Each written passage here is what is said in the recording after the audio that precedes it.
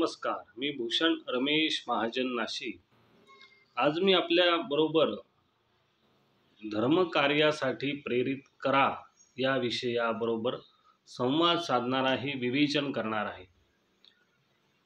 मित्रांनो, धर्मकार्यासाठी आपण जर व्यक्तींना प्रेरित केलं धर्मकृत्यांसाठी, तर ती व्यक्ती जर धर्म क्रियेमध्ये प्रेरित झाली, करू लागली, तर ते पुण्य आपल्याला प्राप्त होत असतं। धर्मानुसार आचरण जर व्यक्ती करायला लागली तर तो व्यवहार समृद्ध त्याचा होतो, सुख येतं, कारण आचरणाने संतुष्टी समृद्धी प्राप्त होते, हे संतादिकांनी सातत्याने सांगितलं आहे। मग ती गोष्ट जर आपण केली तर आपलाही उद्धार त्या माध्यमातून होत असतो। म्हणून धर्मकार्यासाठी, धर्मकार्य म्हणजे धर्मानुसार आचरण करावं। जिथे विपरीत आचरण होत असतं तिथे सर्वनाश कारणीभूत होत असतो। म्हणून धर्मानुसार आचरण करणं हे महत्त्वाचं असतं। यासाठी जर आपण प्रेरणादायक कोणाला ठरलो किंवा प्रेरणा देण्यास आपण माध्यम झालो तर ते पुण्य आपल्याला प्राप्त होत असतं। धर्मकृत्या प्रेरित जना जो करी ते पुण्य तुम्हा पदरी पडून। जर आपण एखाद्या व्यक्तीला धर्मकार्यासाठी, धर्मकृत्यांसाठी प्रेरित केलं तर ते पुण्य आपल्यालाही मिळत असतं। दुसरी गोष्ट, तुमचे पाहून अन्य जन पुण्यकर्मी, ते पुण्य तुम्हाला मिळून राहील। आपण एखादं सत्कर्म करत असू, धर्माचरण करत असू, आणि जर करताना एखाद्या व्यक्तीने बघितलं आणि त्याच्या मनात आलं की आपण असं आचरण करावं, तर आपण त्याला न सांगता केवळ आपलं पाहून जरी तो करत असेल तर ते पुण्यसुद्धा आपल्याला प्राप्त होत असतं। कारण धर्माचरण आपण आधी केलेलं असतं, त्या आपल्या आचरणाने ती व्यक्ती प्रेरित झाली, ती धर्माचरणाला लागली, ते पुण्य आपल्याला प्राप्त होत असतं। कारण धर्मकृत्यांचा प्रसार हा जेवढा प्रवचनाच्या माध्यमातून, कीर्तनाच्या माध्यमातून होत असतो, त्यापेक्षाही प्रभावी प्रचार कुठला तर आचरणात आणल्याने। कारण आचरण हा गुप्त उपदेश असतो इतरांसाठी। जर व्यक्ती धर्मानुसार आचरण करत असेल, धर्माचरण म्हणजे धर्माने बांधून दिलेल्या नियमांनुसार आचरण करणं, त्यातून समृद्धी प्राप्त होत असते। असं जर आचरण आपल्या हातून घडत असेल तर हा गुप्त उपदेश इतराला होत असतो। मौन संवाद म्हणजे फक्त बघून एखादं आपण व्रत करत असू, आपलं पाहून दुसरा करत असेल, ते पुण्य आपल्याला प्राप्त होत असतं। दशांशेनं म्हटलंय, पूर्ण नाही, कारण ते पुण्य त्याला प्राप्त होतं, पण त्यातला दशांश सत्कर्माला लावल्याचं भाग्य, पुण्य आपल्याला प्राप्त होत असतं। प्रेरित करा जनांना, स्वतःहून जर आपण प्रेरित केलं धर्मकार्याचा प्रचार करण्यासाठी, प्रसार करण्यासाठी, तर ते पुण्य आपल्या कुळाला लागतं। लक्षात घ्या, आपण जर धर्माचा प्रचार करत असू, त्या उद्देशाने आपण जर लोकांना प्रेरित केलं धर्माचरणाला, धर्माचरण म्हणजे सद्वृत्तीने वागणं, सदाचाराने वागणं, याला धर्माचरण म्हणतात, तर ते पुण्य आपल्या कुळाला मिळतं। लक्षात घ्या, कुळाला ते पुण्य मिळत असतं जर आपण दुसऱ्या व्यक्तींना धर्माचरणासाठी प्रेरित केलं तर।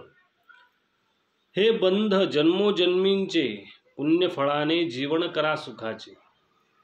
आपण धर्माला निगडित या जन्मात असलो तरी आपला धर्माचा संबंध हा जन्मांतरांचा आहे। जन्मानुजन्मे आपण या धर्मानुसार वागत आलेलो असतो, किंवा धर्माचा संबंध पूर्वजन्मानुसार, या जन्मानुसार पुढच्या जन्मातही संबंध असतो, कारण आपला धर्म पुनर्जन्म मानतो। व्यक्ती जन्माला येते तेव्हा प्रारब्ध घेऊन येत असते, पूर्वसंचित घेऊन येत असते, आणि या ठिकाणी जन्म आल्यानंतर जन्मकुंडलीमध्ये त्याचं भविष्य वर्तवलेलं असतं। पण प्रारब्ध पूर्वसंचित हे गत जन्मावर अवलंबून असतं।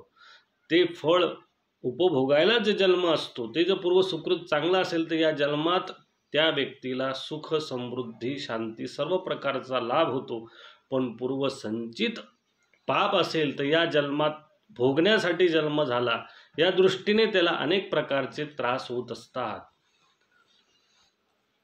जाळूनी जल्प सत्कर्मा ते करी सकळ भागवत धर्माची उभारी. जाळूनी जल्प सदकर्मा ते करी.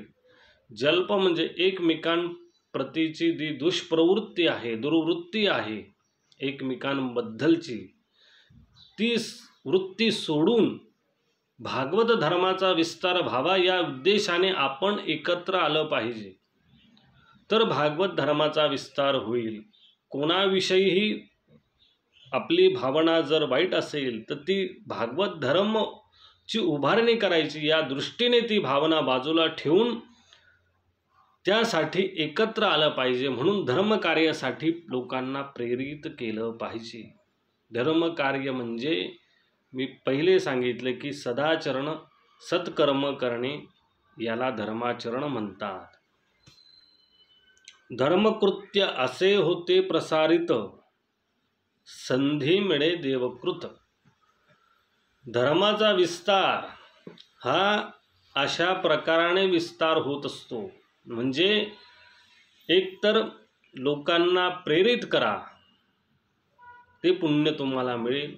दुसरी गोष्ट, तुम्ही जर स्वतः आचरणात आणा, धर्माचरण स्वतः घडवा, तुमचं बघून लोक करायला लागतील, हा दुसरा भाग झाला. आचरणाने काय होतं मित्रांनो, आपण जर एखादं धर्मकर्म करत असू, हे आचरण जर एखादे सातत्याने बघितलं तर तो स्वयंप्रेरित होतो ते करण्यासाठी. त्या प्रकाराने पुण्य प्राप्त होतं.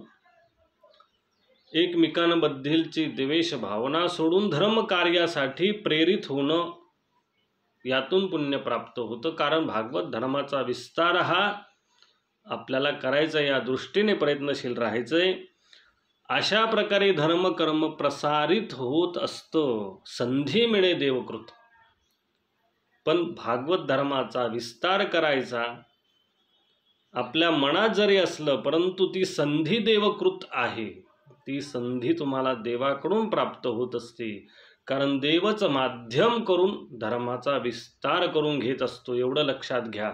मग आपण जर धर्मकार्याच्या सहभागी असाल, धर्मकार्य प्रेरित करत असाल लोकांना, किंवा सदाचरणासाठी कुठल्या ना कुठल्या माध्यमातून सहभाग घेत असाल, तर ती संधी तुम्हाला देवाने दिली आहे, हे लक्षात घेतलं पाहिजे.